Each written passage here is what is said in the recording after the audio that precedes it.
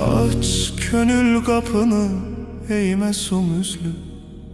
Gör uzaq xəyaldan kim qayıdıbdır. Döyünən qəlbinin hərarətini özündə saxlayan qəm qayıdıbdır. Sənə deyəcəyi var neçə kəlmə, sən onun pərişan halına gülmə. O nə yad deyildir, nə də ki gəlmə, ömründən azaldıb, kəm qadıdıbdır.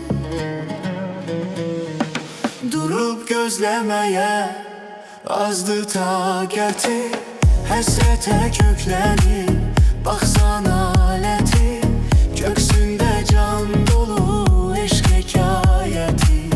Bir vaxtın qur səsi bəm qayıdıbdır.